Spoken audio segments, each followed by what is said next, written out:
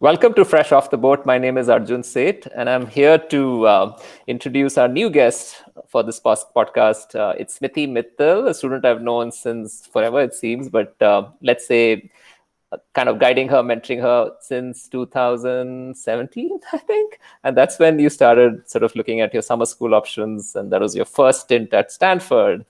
And finally, making it to Stanford for undergrad was just great. We were so proud of you. So tell me a little bit more, Smriti, about your first few weeks and months at Stanford as an undergrad student. And how was it different from a summer school experience? Yeah. I think one big difference from a summer school experience is you're settling in a more complete sense. And it's not sort of we're carrying one suitcase, operating out of the suitcase, and we'll be out in a month, right? Our first week there, my mom went there to help me settle down, and we had to do all of these big people things like open a bank account and um, buy a bike, and so there's a lot more. There is a bigger sense of permanency to it, and a lot more responsibility that comes with it. Great. So how did you then figure out the process of signing up for classes, looking for advising, and even figuring out what to do with free time you might want to plan for, like extracurricular wise? Yeah. In terms of classes, they give a certain amount of support from the advising they have there, but it was definitely very overwhelming to come in and have this catalog of like some 2,000 courses that are being offered, right? Um, I think what helped me segue into being comfortable with that kind of a catalog is Stanford has some first year recommendations or requirements. And I decided to jump into those requirements my first quarter itself. So I was like, okay, I know I need to satisfy this requirement. So this is going to be 7 units of my time. And then I have around 7 or 8 units that I can play with myself. Um, but I try every quarter, I try and center it around 2 or 3 requirements that I want to get done, and then leave the rest of it as I can take a surprise class that might be offbeat, but yeah, help me grow in a new way. Um, Yeah, so that's great. In terms of your interest back in high school, always knew math was something that you loved. Also, exploring biology later on was something that we had conversations on. Are you still on track? You still sort of feel that you want to do something in those fields, or you've just found some very interesting gen ed classes which are going to maybe a detour for your sort of academic journey? yeah, I think I still very much love math. It's something I fell in love with in the most organic sort of way through puzzles and so on at a very young age. But I did realize at some point that I don't think I can see myself doing math as a profession or as a career because research in mathematics can be often very distant from the real world. And well, most things in maths come around to application at some point, but it isn't as immediate as I felt like I would like.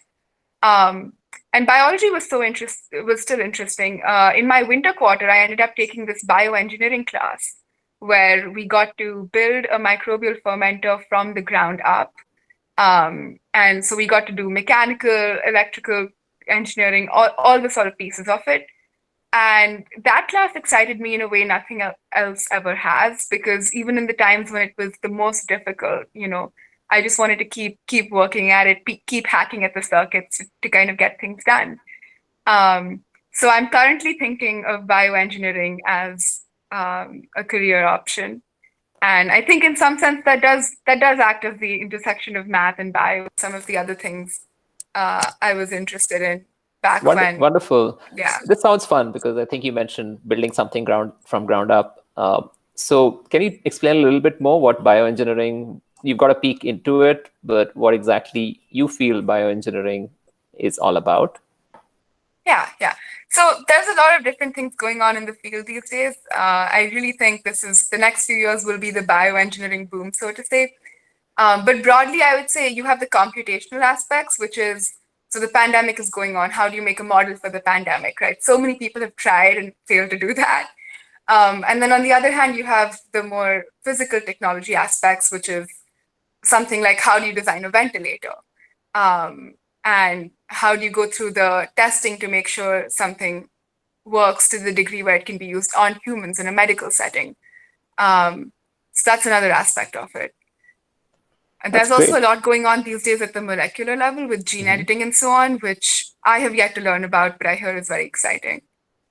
Fantastic. In fact, I've been interviewing many students over the last 2 weeks, and there are few who have done bioengineering at a fairly high level. I'd love to make those introductions happen, and those are panels I think we'll probably want to do in the future and invite you on those too. My next question is about gen ed classes, and of course, Stanford is a kind of environment where you can totally immerse yourself in learning anything you want. So, what are the most interesting things you've done or you've heard your friends do as taking classes or learning new things by just attending a lecture, a random lecture? Hmm. I think my most the out of the box classes that have really helped me grow the most have been my English and my creative art, like performing arts classes. So my first quarter itself, I decided to take introduction to acting because acting was always something that like I saw people do and it looked interesting, but it never fit into it didn't fit into what my college application was all about. So sort of 10th through 12th grade, I didn't end up doing any of it. And that itself, so my first quarter, most of my classes were either gen ed or intro classes, right? Like intro to calculus, classes which are traditionally taken only by freshmen. And this acting class was a class where I got to meet people from the business school, people, graduate students, um, people from different years, different majors. And so it it truly just let me see a view of Stanford beyond freshman and intro classes. And then this my spring quarter, I took a writing class, which had a similar effect of connecting people from different schools, different majors, and letting us see the world through each other's eyes, which was super meaningful. Fascinating. Yeah, so that's understanding the human condition and sort of having a better sort of aggregation of kind of people there are in that community. Fascinating meeting graduate students, business students. Uh, did that change anything for you? Did that sort of steer you to think of your being at Stanford a little differently? I think it definitely provided perspective in that it you see different people at different stages in their career, and you that does to some extent incite a thought process of, well, where do I want to be when I'm at that age? And in fact, I recently spoke to a journalism major. She's going to graduate at the end of, well, I think she just graduated, right? And journalism was something I never thought before. I knew there were people who were journalists, but I never thought of that as something I or somebody close to me could choose as a career. Um, and so that that was a new sort of avenue that I was exposed to, right? And I have been writing for the school newspaper, so one never knows. That's good. In fact, that's something I wanted to know when we met earlier in the winter. The writing bit. What happened to that? Did you continue this quarter? And what is your contribution to the student newspaper at Stanford? Yeah, Is it the I think Stanford writing Daily? diverged a lot. I've tried probably 4 or 5 different types of writing in the last 9 months. I was on a slam poetry team for a bit. I took this creative nonfiction class, which is sort of essays, which they deal with nonfiction material or personal life stories, but in a creative way, like a memoir, that kind of writing. And then for the school newspaper, I messed around a little bit with satire writing earlier in the quarter, but this quarter I've really just dived into news writing heavily. And so I've been covering things like the way different groups on campus have been impacted by the pandemic, because there are special concerns that apply to international students or lecturers versus tenured faculty or graduate students that don't apply to the rest of the community. And so I've kind of picked up those articles where we get to pick one of these groups, and see what kind of activism is going on for that group, what more needs to be done. And that's really also provided a way to engage with the community more than I could before. You've seen it all, it seems, in one like 12-month period at Stanford. It's been a quite a whirlwind of a year. Uh, what is the sense that you get in terms of the future of higher ed, and what is Stanford thinking, Stanford University, sort of as administration thinking as the path to the future of education? So, in a more immediate sense, I do think it's worth sharing Stanford's plan for the fall because it's one of the more creative solutions out there. So, they intend to expand the academic year to encapsulate 4 quarters. So, they're just going to loop the summer in. And then they want to have 2 out of 4 classes on campus every quarter, which will give every class 2 quarters on campus. And so that I thought was a very creative solution that Stanford's the only one to have confirmed. I heard Harvard is considering it, but no confirmation yet. But does that work for international students? Well, that's a big concern because my biggest fear right now is that they tell sophomores to come in the fall, but India doesn't open up its borders, and then my friends are all on campus doing their classes in person, and I'm still over Zoom. So that's a definite concern. Right. So you got really involved. I'm going back to your engagement in activities. So it seemed that the newspaper and some of the fun extra classes that you took beyond math and biology uh, also gave you a different sort of perspective and also a sort of place in the community. But is there something else that you have been doing? I know there's a tumbleweed project or something that you're part of, or is that on your What resume? project? Is it the tumbleweed something? Is there a Mars mission? Oh, so I haven't been as involved in that as I would have liked to, but essentially there's a group of engineers on campus who are working to build a unique Mars rover, which is structurally like a tumbleweed. It's super light, it's super mobile. And the traditional issue with Mars rovers is that they'll cover like 200 kilometers in the span of 5 years. They're super, super, super slow. Um, and but you get a high degree of control over the rover. So, and this company's um, their thought is maybe we need less, maybe we're okay having less degree of control over the rover if it can cover a larger terrain over time. And so they're working to create these rovers that essentially just they follow the wind current, so you really can't control where they're going. But they can cover the entire surface of Mars possibly in a span of 5 years. And so for So very each basic college variables, has a huh? team, and so each college has a team, and you have to sort of do something every year or every term Oh, for so this. actually, one of the people from my batch came in with this as a startup from high school, and he's been running this um, throughout his high school experience. And he was at Stanford. He was like, "There's a bunch of smart people here, so let me try and um, recruit from on campus and get people at Stanford involved." So that's how I got involved.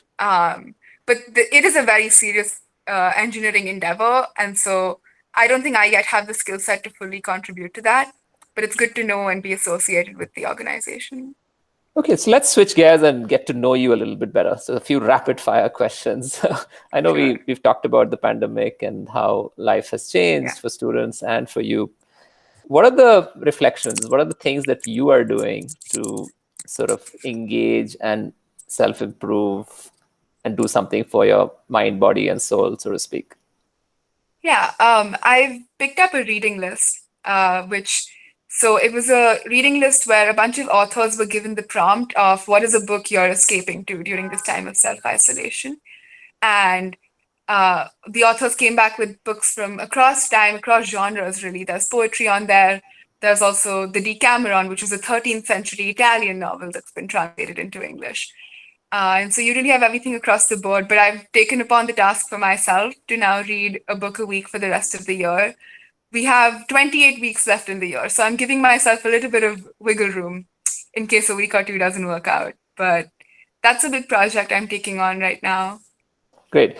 My next question is about choose three adjectives that describe your strengths. Which three words would you Oh, pick? this is an awful lot like a question I had to answer for my Stanford application, but I'll try not to repeat from that. I'd like to think I'm curious. I'd like to think whenever I see something new, I want to learn more about it and dig into it more. I'd like to think I'm multifaceted and like to explore a broad variety of interests while developing my depth in a couple of them. I think that reflected even while I was at high school and working on my profile. And I'd like to think I'm open-minded to different perspectives. I think, yeah. That's great. My next question is about, again, lists, but not maybe a book list, but influencers, YouTube channels, blogs, people you follow in general. Who would you recommend other people to also look up? Oh, that's an interesting question. Um, I've I don't follow a ton of influencers. My social media is more sort of just my friends and I. Um, but in terms of in terms of websites, I love the XKCD comics. I don't know if you've come across those, but the same author has actually released a series of books. And one of my favorite books is this book he released called What If, where he just takes the most absurd possible questions, like how high is it humanly possible to pitch a baseball? And he'll just like go through this intense series of scientific calculations to come up with an estimate. And science and math aside, which obviously is my personal niche, I think it just opens your mind to the kind of questions one can think about and consider, and sort of breaks the boundaries of what traditionally um, science and math is. So that's a super exciting source to look at. Wonderful. Yeah, that should be useful. Want to look up those books too.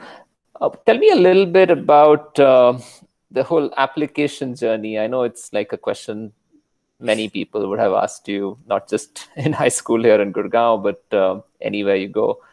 Uh, but what's the short, smart answer you would give for a 10th grader, wide-eyed, sort of planning their journey to I think the Stanford or one anywhere thing else? I've seen work most consistently is whatever interest you're developing in your profile, you have to come at it from two or three different angles. So for me, when that was maths, that meant not just having done an academic math summer program, but having done some element of research and some element of um, classes or engagement with fellow students. And some element of how do you take this to the underprivileged community. And so you really want to have one or two central issues that you develop from many angles. So for a political science major that I'm friends with, that meant a combination of having done some research, but then also having implemented a policy model in the real world in an underprivileged community in India.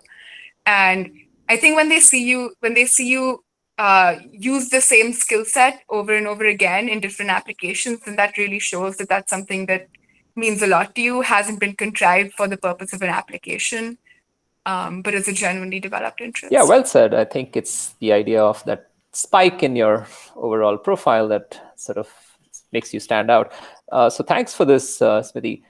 Another thing, advice which many students, high school students, particularly the ones who are supposed to go to college and have in-person classes, I know you're also going to be in a similar boat, but this is different for someone who's going to start as a freshman or first-year student. Yeah, There's so much uncertainty, and also for the seniors you might know who have lost their internship opportunities yeah, or cannot get back to the country where they have internships lined up, or even the graduating class of 2020 who might be sort of again getting a raw deal in terms of what their opportunities are. I'm yeah. sure everyone's dealt with uncertainties. What are your words of advice to people who want some sort of understanding of what to do next? I think the most important thing in this kind of a time is just to be flexible with things. Like I, for example, wanted to declare my major in the fall quarter. I was looking forward to walking into the building and having that full in-person experience of, meeting your advisor for the first time, signing the form in person, and those things. I won't get to experience that. I'll probably have to. Me declaring my major is just going to be me clicking a couple of buttons online, right? But just to be more flexible in terms of everybody's going to have to let some things go, but also to see what works well in this environment and capitalize on those things. And just taking a very small example, if you just look in terms of classes, right? A lot of the discussion or lab based classes I was looking forward to take just aren't working in this format. But my CS classes have been really well implemented this way because I can fast forward through lectures and mostly focus on assignments, and that's a very small example, but I think there are some things that work better in the pandemic, and to be able to recognize those and take advantage of those things. This has been super useful and a great conversation, Smriti. Thank you so much. I'm sure listeners viewers, students would have questions, I will send them your way as we launch this episode. And look forward to inviting you to a few panels and webinars. Since you're in the same time zone, it should be easy to sort of plan. Also, for people, listeners, we would have a Julia Robinson Math Festival, which is going to be something which Smithy had started at Brand. And we'll be continuing to do that this year in its own breakout room Zoom format. So, yeah, look forward to inviting you to that again this year, Smithy. Take care. Bye. Yeah. Thank you.